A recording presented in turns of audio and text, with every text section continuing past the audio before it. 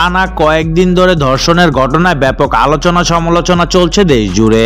বিশেষ করে মাগুরায় ৮ বছরের এক শিশুকে ধর্ষণের ঘটনায় ফুঁসে উঠেছে সর্বস্তরের মানুষ। ধর্ষকের সর্বোচ্চ দাবি নিশ্চিত করার দাবিতে মানুষ রাজপথে নেমে এসেছে। একই দাবি জানিয়েছে বাংলাদেশ জাতীয় দলের তারকা পেসার শরীফুল ইসলাম।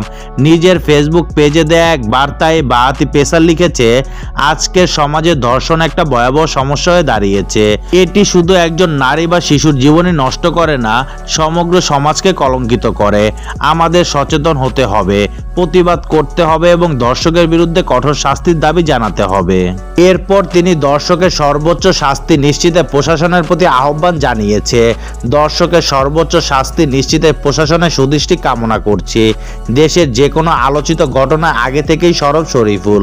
এর আগে সম্প্রতি তিনি নিজ এলাকায় বিভিন্ন ব্যবসায়ীদের মাদকের ভয়াবহ নেশায় আসক্ত হওয়া নিয়েও নিজের শঙ্কার কথা জানিয়েছিলেন।